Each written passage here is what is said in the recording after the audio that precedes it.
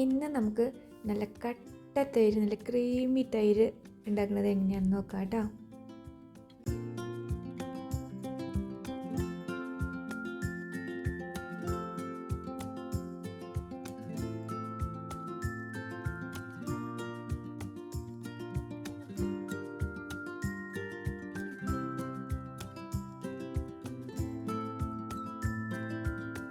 ഒട്ടും പുളിയില്ലാത്ത ഈ തൈര് വെറുതെ കഴിക്കാൻ നല്ല സ്വാദാണ്.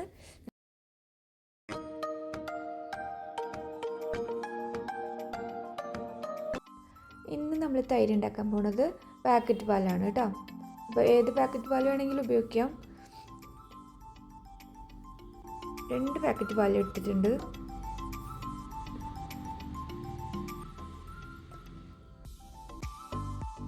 ഇതിലിനി ഒട്ടും വെള്ളം ഒഴിക്കരുത് കേട്ടോ. വെള്ളം ഒഴിക്കാണ്ട് തന്നെ നമ്മൾ ഇത് തിളപ്പിക്കാൻ വയ്ക്കാം. അപ്പോൾ ഇത് പാക്കറ്റ് പാലായതുകൊണ്ട് നമുക്ക് കുറേ തിളപ്പിക്കേണ്ട. തിള വന്ന ഉടനെ തന്നെ ഓഫ് ചെയ്താൽ മതി. പക്ഷേ നമ്മൾ നാടൻ പാലാണെങ്കിൽ ഒരു 5 മിനിറ്റ് തിളപ്പിക്കണം. അതിലെ വെള്ളം നന്നായിട്ട് പോകണം.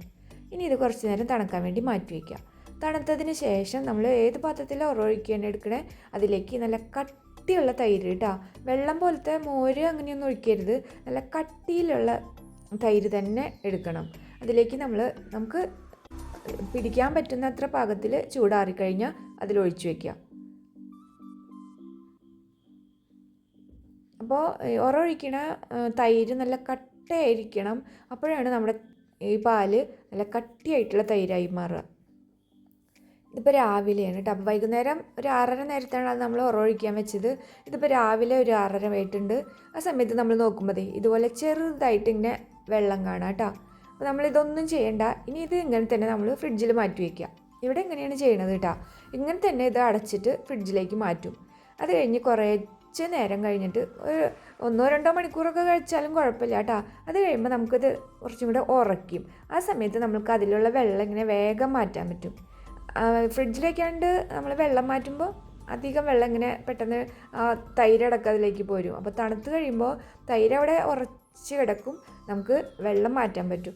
പിന്നെ ഇതുപോലെ നമുക്ക് ക്രീമി പോലെ നല്ല ഐസ്ക്രീം പോലെ നമുക്ക് തൈര് കിട്ടും. ഇത് ഇനി പുളി വേണമെങ്കിൽ പുറത്ത് വയ്ക്കുക. പുറത്ത് കുറച്ചധികം സമയം ഒരു 3-4-5 മണിക്കൂർ പുറത്ത് വെച്ചിട്ടുണ്ടെങ്കിൽ ആവശ്യത്തിനുള്ള പുളി, ഈ പുളിശ്ശേരിക്ക് മോര് കറിക്കൊക്കെ പുളിയുള്ളതാണ് വേണമെങ്കിൽ കുറച്ച് നേരം പുറത്ത് വയ്ക്കുക. ഇനി നമുക്ക് ലസ്സി ആയിട്ട് കഴിക്കാനാണ് അല്ലെങ്കിൽ സ്മൂത്തിയിൽ ഇടാനാണ് ഒക്കെ വേണമെങ്കിൽ അധികം പുളിയൊന്നും വേണ്ടല്ലോ. അപ്പോൾ നമുക്ക് പെട്ടെന്ന് തന്നെ നമ്മൾ രാവിലെ എണീറ്റ് അപ്പം തന്നെ ഫ്രിഡ്ജിൽ വെച്ചിട്ട് പിന്നെ നമ്മളത് ആവശ്യമുള്ള സമയത്ത് മാത്രം പുറത്തെടുത്താൽ മതി. പിന്നെ ബാക്കിയുള്ളത് ഇതുപോലെ നന്നായിട്ട് അടച്ചിട്ട് വീണ്ടും ഫ്രിഡ്ജിൽ തന്നെ കൊണ്ടുവയ്ക്കുക.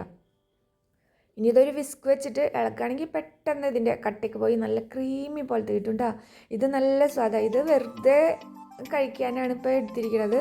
അതായത് ഇതിലധികം പുളിയൊന്നുമില്ല. പുളി കൂട്ടണമെങ്കിൽ പുറത്ത് വെച്ചാൽ മതി കേട്ടോ. നല്ല ക്രീമി ആയിട്ടുള്ള തൈര് കിട്ടിയില്ലേ. അപ്പോൾ ഇതുപോലെ ഉണ്ടാക്കാൻ അറിയാത്തവർ ഇതുപോലെ ഒന്ന് ചെയ്ത് നോക്കിക്കോ. വീഡിയോ ഇഷ്ടപ്പെട്ടെങ്കിൽ ലൈക്ക് ചെയ്യുക, കമൻറ്റ് ചെയ്യുക, സബ്സ്ക്രൈബ് ചെയ്യുക. ഇനി അടുത്തൊരു വീഡിയോയിൽ നമുക്കൊരു സിമ്പിൾ റെസിപ്പി ആയിട്ട് വീണ്ടും കാണാം. അതുവരേക്കും എല്ലാവരും നല്ല സന്തോഷമായിട്ടിരിക്കുക. ബൈ.